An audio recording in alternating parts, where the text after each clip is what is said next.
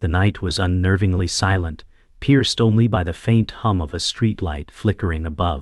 Sarah said, "Something about this place feels wrong," her voice trembling as she walked closer to the abandoned house. The air was heavy with dampness, and a chill swept through the cracked windows. Detective Mark adjusted his coat, his eyes narrowing on the front door as the creak of wood echoed under his step. He muttered, "We're not too late, are we?" The smell of iron filled the air as the door swung open with a shrill groan. Inside, the living room was cloaked in shadows, wallpaper peeling like dead skin. A single lamp flickered, illuminating streaks of dark red across the wall. Sarah gasped, her hand trembling as she pointed. "Mark, look!" The outline of a body slumped near the corner stole the breath from both of them. A blood-soaked message smeared across the plaster read, "It begins." The silence became unbearable, broken only by the steady dripping of liquid into a pool below. Mark's voice dropped into a low whisper. "God help us. This is only the start." The sirens arrived in the distance, growing louder until flashing lights painted the house in streaks of red and blue. Sarah wrapped her arms around herself, unable to look back at the body. Mark spoke firmly, "Secure the perimeter. No one goes in or out." Officers rushed past him, but his eyes stayed fixed on the bloody message. His gut churned with unease, sensing this was no ordinary crime. Sarah whispered, "Why write that? What does it mean?" Mark exhaled slowly, knowing the message wasn't random. It was a declaration, a challenge, something sinister in its intent. The neighborhood was awake now, faces pressed against darkened windows, whispers of fear spreading like wildfire. A young officer stammered, "Detective, the press is already here." Mark clenched his jaw, muttering, "They'll make this city bleed panic before the night's over." He stepped outside, the rain tapping against his hat as camera flashes erupted around him. The nightmare had begun, and the city would never forget this night. Inside the house, the silence grew heavier despite the noise outside. Mark crouched near the body, studying the details others dared not see. He said, "Whoever did this wanted us to find it this way." His fingers hovered above the dried streaks, careful not to disturb the evidence. Sarah stood at the doorway, her face twisted with fear. She asked, "Why leave him like this? Why make it so theatrical?" Mark's eyes moved from the corpse to the blood message, the word "begins" burning into his thoughts. "Because this isn't the end," he replied. "It's an announcement." The air was oppressive, suffocating them with dread. Mark's breath slowed, every instinct telling him this was staged with precision. Outside, the shouts of reporters broke the tension, yet inside the house, the weight of evil was undeniable. Mark whispered to himself, "This is only the opening act." By dawn, the house was sealed off, yellow tape fluttering in the early morning breeze. Reporters swarmed the street, microphones reaching over barriers as questions cut through the air. Sarah pulled her hood over her head, trying to shield herself from the chaos. Mark addressed the media with measured words, "We cannot release details at this time. What I can tell you is that this was deliberate." His voice carried authority, but his eyes betrayed exhaustion. Cameras flashed, capturing every movement, every pause. The victim's name was already circulating online, spreading faster than the truth. Sarah muttered, "They don't care about the family. They just want headlines." Mark didn't answer. He knew the storm had only started. His phone buzzed in his pocket, the chief demanding progress before the city descended into panic. Mark exhaled sharply, the weight of the case pressing heavier with each word spoken to the cameras. Back at headquarters, the evidence was spread across a cold metal table. Photos of the crime scene, blood smears, and the chilling message stared back at Mark. Sarah leaned against the wall, arms crossed, her eyes restless. She asked, "Where do we even start?" Mark rubbed his temples, muttering, "We start by understanding why he wanted us to see it." The sound of rain against the window blended with the hum of fluorescent lights overhead. The autopsy report was pending, but the photographs already spoke volumes. Sarah leaned forward, her voice low, Do you think it's connected to his past cases? Mark's silence answered her question. His instincts told him this killer wasn't random, and every detail was a carefully constructed clue. He whispered, "He's playing a game."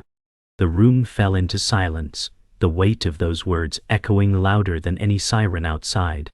The victim's life unfolded in photographs spread across the table. Sarah whispered, "He was just starting out, so much ahead of him." Her voice cracked as she traced the edges of a family portrait. Mark studied the file, his brow furrowed as he read about the victim's struggles. He muttered, 28, graduate, working 2 jobs, no criminal record. He wasn't random. The rain outside pressed against the window, a steady rhythm filling the silence. Sarah said, "He had a sister who called last night, begging to know what happened." Mark's jaw tightened. "Don't answer yet," he said firmly, "not until we know more." The victim's smile in the photos felt haunting, frozen forever in time. Every detail seemed ordinary, yet Mark's instinct screamed there was something hidden beneath the surface. He whispered, "People leave shadows. His will show us why he was chosen." Sarah drove through the quiet suburbs to meet the victim's family. The silence in the car felt suffocating, her fingers gripping the wheel tightly. At the house, a woman in her 50s opened the door, her eyes swollen from crying. She whispered, "Please, tell me you found something." Sarah hesitated, her voice breaking. "We're still investigating, but I promise you we won't stop." The woman clutched her arm desperately, saying, "He was my boy, he never hurt anyone." Inside, family photos lined the walls, memories radiating warmth that contrasted cruelly with the grief in the room. Sarah sat beside her, offering words she wasn't sure she believed. "We will find who did this." The woman's sobs filled the silence, the sound clawing into Sarah's chest, leaving her breathless with sorrow. Back at headquarters, Mark sat across from his colleague David, a seasoned ally who had been with him through countless cases. David, calm but firm, said, "This feels bigger than a murder. You see it too, don't you?" Mark nodded, his eyes locked on the crime photos. "It's staged," he replied, "like a message for all of us." David leaned back, arms crossed, frustration flickering in his expression. "Then whoever did this knows the system, knows how we work," he muttered. Sarah entered, still pale from her visit, and whispered, "His family deserves more than silence." The tension hung heavy as Mark rubbed his temple, murmuring, "We need answers before the city drowns in fear." David sighed deeply, knowing this case would pull them into dangerous territory, but his loyalty kept him anchored at Mark's side.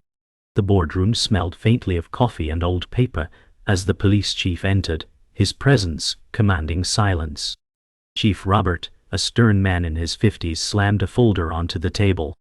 "The mayor wants progress," he barked. "This city can't survive another headline like last night." Mark straightened in his seat, anger flickering in his eyes. "We're not here to please the mayor," he said. "We're here to catch a killer." The chief shot him a glare, retorting, "Then work faster. Resources are thin, pressure is heavy, and failure is not an option." Sarah glanced between them, tension rising like smoke. Mark clenched his fists under the table, his voice steady but cold. "This isn't about politics, it's about justice." The chief exhaled, lowering his tone, "Then make damn sure you deliver it." That night, Mark sat alone in his office, the glow of a desk lamp casting long shadows. The crime scene photos pinned to the board loomed like ghosts staring back. Sarah knocked softly, entering with 2 cups of coffee. She said, "You can't do this alone." Mark shook his head, staring at the evidence. "I don't have a choice," he muttered, his voice tired but resolute. Sarah placed the cup beside him and whispered, "You'll burn yourself out chasing a ghost." He looked at her, exhaustion etched deep into his features. "This isn't just a ghost," he replied. "It's someone who knows us, who knows me." The silence pressed down until the ticking clock became unbearable. Sarah sighed, sitting across from him, her presence the only anchor in the storm. The lab confirmed the prints found at the scene belonged to no one in the system. Mark slammed the report onto his desk. "He's careful," he muttered, "too careful." Sarah leaned over his shoulder, her voice steady but strained. Then he's done this before. David entered, holding a fresh set of photographs. He said, "Look at this. Shoe impressions outside the window, size 11, deliberate placement." Mark frowned. He wanted us to see them. It's bait. The hum of fluorescent lights filled the silence, amplifying their unease. Sarah whispered, "Why would he play with us like this?" Mark exhaled slowly, "Because it isn't about the victim anymore. It's about control." David dropped the photos on the table, his jaw tight. If this is a game, he's winning.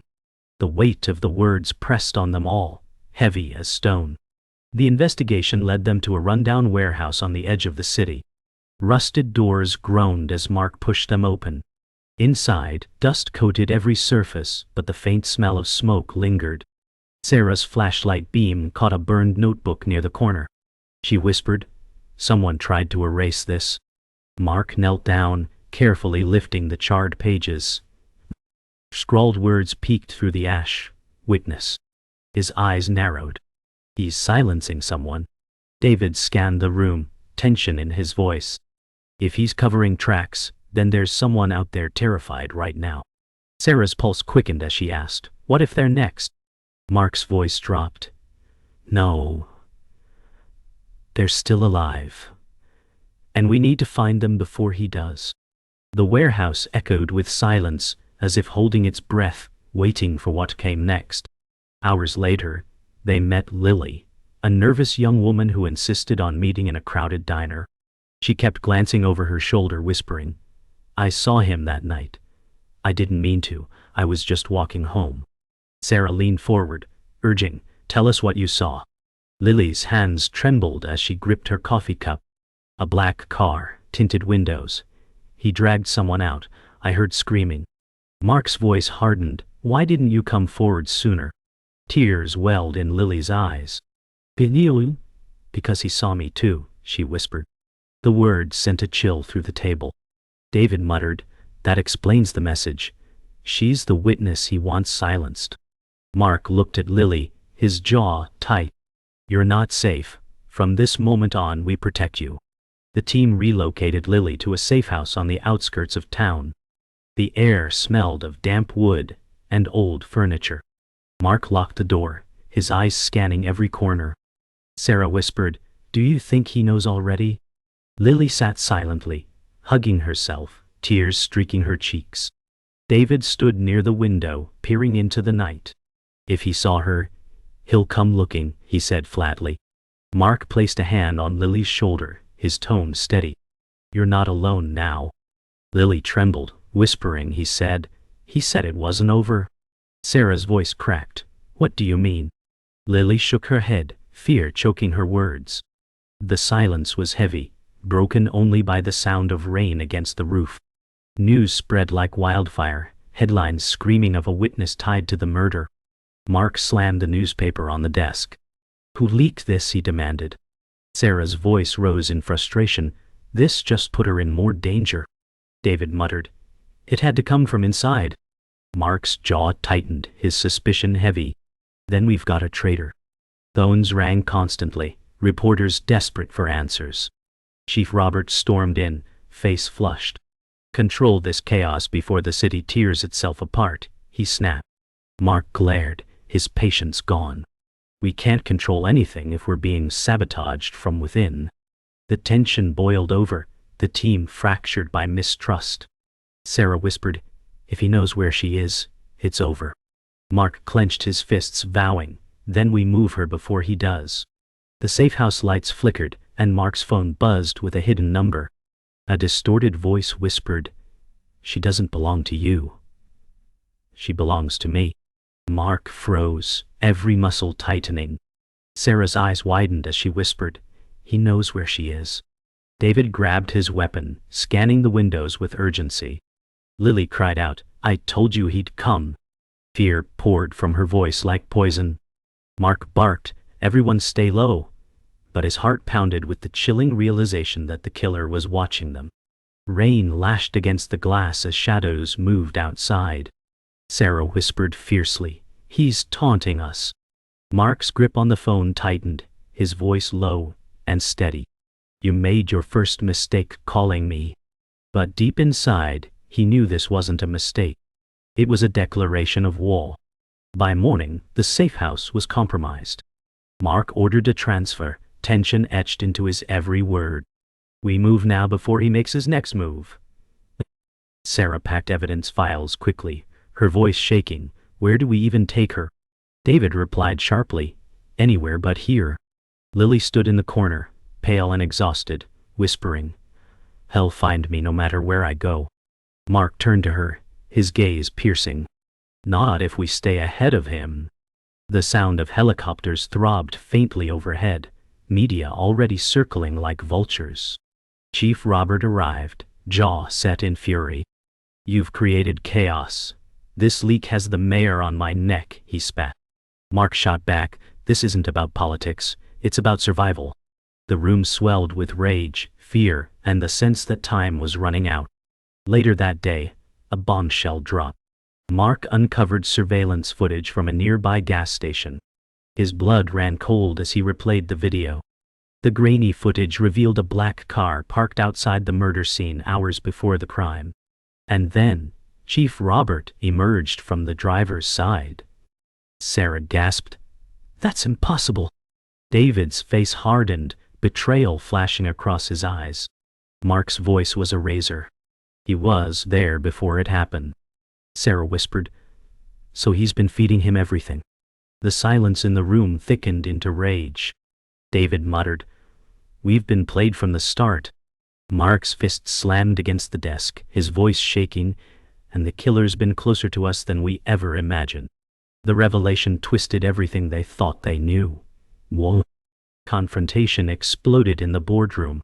Mark shoved the footage across the table. Explain this, he growled. Chief Robert's face reddened, but he smirked coldly. You think you know everything? You're chasing ghosts. Sarah's voice rose in fury. You betrayed us. You betrayed this city. Robert leaned forward, his words venomous. You don't understand the forces at play. Some truths are too dangerous. David slammed his fist on the table. And you chose to side with a murderer? Robert's smirk faltered, his silence more damning than any confession. Mark's voice was steady, deadly. The truth will bury you.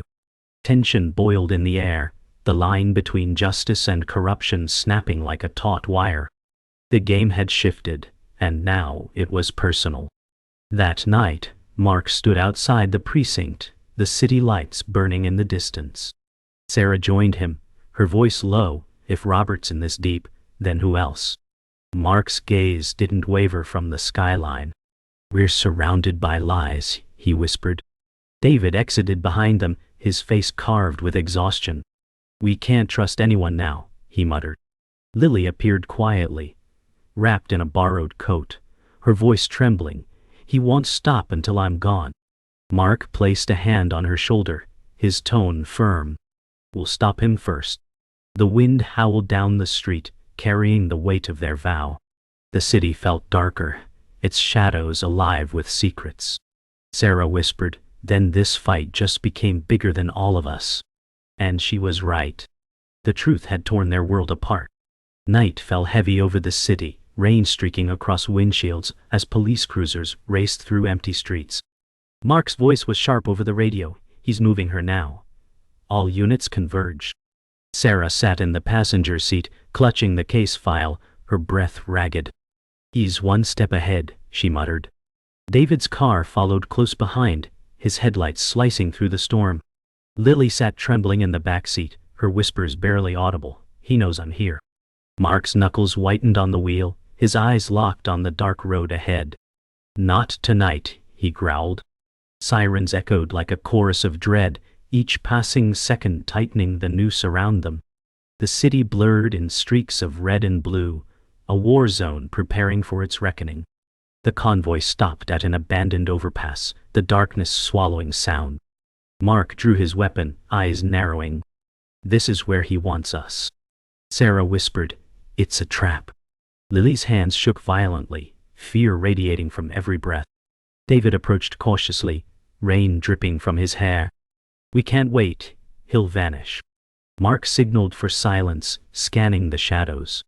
The wind howled, carrying the faint echo of footsteps. Then a voice rang out, chilling and smug. "You should've listened." Mark's stomach turned cold. A figure stepped into view, face obscured, but the confidence unmistakable. Sarah whispered, "It's him." Mark raised his gun higher, whispering back, "And he's not walking away this time." The figure stepped closer, revealing the pale face of Chief Robert. Sarah gasped, "It was you all along." Robert smirked, rain dripping down his face. "You never saw the bigger picture." Mark's voice shook with fury. "You betrayed every oath you swore." Robert spread his arms wide, mocking. "Justice is a game, and I've been winning for years." Lily sobbed, clutching herself tighter. "Why me?" Robert's eyes flicked toward her. "Because you saw what no one was meant to see." David's voice thundered, "You'll answer for this." The storm roared louder, thunder cracking overhead. Mark tightened his grip on the gun, his heartbeat matching the rhythm of the rain. "This ends now," he said, his voice a razor in the night. Robert drew his weapon with lightning speed, shots erupting in the night. Bullets sparked against concrete as Mark shoved Sarah down. David returned fire, his jaw set with grim determination. Lily screamed, ducking behind the car, tears streaking through rain. Mark yelled, "Flank him!" Sarah rolled to the side, grabbing her sidearm, her breaths sharp and fast. The storm masked the chaos, thunder blending with gunfire in a symphony of destruction. Robert shouted, "You'll never win." His voice carried madness, echoing in the hollow overpass. Mark's eyes burned with fury. "You've already lost," he growled. The fight was no longer about justice. It was survival. The battle ended with a single shot echoing across the bridge. Robert staggered, his smirk fading as he dropped his weapon. Mark stood over him, soaked in rain, chest heaving. Robert's voice faltered, "You think this changes anything?" Mark leaned closer, eyes unyielding. "It changes everything." Robert collapsed, the storm swallowing his last breath. Sarah rushed to Lily, holding her tightly as she sobbed uncontrollably. David lowered his weapon, exhaustion etched deep into his face. Sirens wailed in the distance, closing in on the carnage. Mark stared at Robert's lifeless body, knowing this was only part of the truth. But for tonight, the city had its reckoning. His whisper cut through the storm. "It's over." The storm had passed, leaving silence broken only by distant sirens. Mark sat in the precinct, soaked clothes clinging to his skin, staring at Robert's file on the table. Sarah entered quietly, her voice soft. "It's done. But it doesn't feel like victory." Mark rubbed his temples, the weight of exhaustion heavy on his face. "Justice isn't always clean," he muttered. David leaned against the wall, his eyes red with fatigue. "We stopped him, but at what cost?" Lily, wrapped in a blanket, whispered, "I'll never unsee his face." Mark looked at her with quiet resolve. "You're safe now," he said firmly, though his own doubts gnawed at him. The case was closed, but the scars it left behind were deeper than any wound. The press gathered outside the courthouse, their cameras flashing as news spread of Robert's death. Sarah whispered to Mark, "They'll spin this however they want." Mark adjusted his coat, his voice low. Truth rarely makes the headlines. David joined them, his expression grim. "People need closure. Let them believe we saved the city." Lily clutched Sarah's arm tightly, muttering, "But nothing feels safe anymore." The reporters shouted questions, their words piercing like knives. Mark ignored them, his gaze fixed on the courthouse steps, where justice had faltered but survival had prevailed. The city would celebrate, but the shadows whispered of unfinished battles. That evening, Sarah visited the victim's family. The living room carried the weight of grief, family photos lining the mantel. The victim's mother clutched Sarah's hand, tears flowing freely. "He didn't deserve this," she whispered. Sarah's voice trembled. "No one ever will, but he will not be forgotten." The silence that followed was raw and piercing. Sarah glanced at the photographs, faces frozen in happier times, and felt her chest tighten. She promised quietly, "We'll carry his memory forward, not his fear." The mother sobbed against her shoulder, the pain of loss echoing through every corner of the house. Outside, the world moved on, but inside, time stood still. Back at headquarters, Mark stared at the evidence board one last time.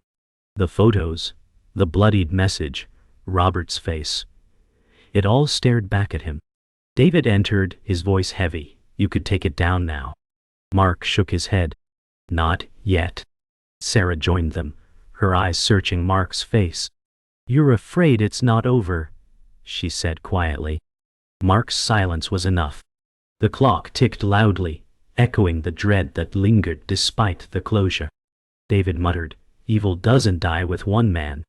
Mark finally removed a single photo from the board, the blood-smeared words, "It begins," staring back. His whisper was almost inaudible, "But it ends with me." Later that night, Mark walked alone through the rain-slicked streets, the city lights reflecting in shallow puddles. His footsteps echoed, steady but heavy. Sarah's words lingered in his mind, "You're afraid it's not over." He whispered to himself, "It never is." The sound of distant sirens faded into the background, blending with the hum of neon signs.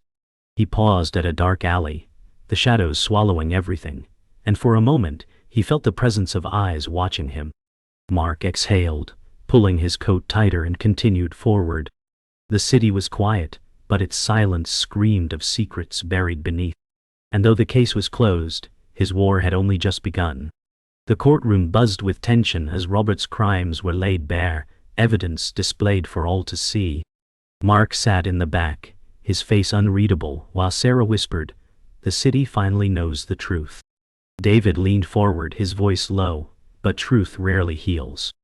Lily, seated quietly, kept her gaze fixed on the floor, her shoulders trembling as the details were recited. Reporters scribbled notes feverishly, their pens scratching like knives across paper. The crowd murmured, voices hushed yet heavy with anger and betrayal. Mark exhaled, whispering to himself, "Closure doesn't erase scars." Outside the courthouse, flashing cameras blinded the night. Reporters surrounded Sarah, their questions sharp and unrelenting.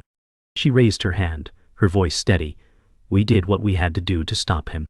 Mark pushed through the crowd, shielding Lily, who clung to him desperately. David muttered, "They don't want answers. They want blood." Sarah's chest tightened as microphones thrust closer. Mark's jaw clenched, his voice cutting cold. "The case is closed. That's all you need to know." But deep in his gut he knew it was far from over. Back at the station the halls felt hollow, every step echoing louder than before. Mark lingered by the evidence board, most photos already taken down. Only the bloodied message remained. Sarah entered, her voice soft, "It's time to let it go." Mark shook his head slowly, whispering, "Not when I still feel his shadow." David appeared in the doorway, fatigue dragging his shoulders down. "We stopped Robert, but what if he wasn't working alone?" The silence that followed pressed like a weight, heavier than the storm outside. Sarah drove Lily back to her apartment under watchful escort. Lily's hands shook as she turned the key, whispering, "I don't know if I'll ever feel safe again." Sarah placed a hand on her shoulder, her voice firm. "Safety isn't found in walls. It's found in people who won't let go." Lily exhaled, tears streaming as she whispered, "Thank you." Sarah's eyes softened. "You survived, and that matters." But as the door shut behind Lily, Sarah's expression hardened. She knew survival wasn't the end. It was only the beginning of healing. Mark walked alone down the rain-slicked streets, neon lights reflecting in puddles at his feet. His coat collar pulled high against the wind, his thoughts heavier than the storm. He whispered to himself, "It never really ends." The sound of a door slamming echoed in the distance, sharp and final, as if sealing the night with dread. He paused, his eyes narrowing toward the darkness of an alley, but no one appeared. With a slow exhale, he turned away, his silhouette swallowed by the city's glow. The manhunt was over, but the shadows promised more to come.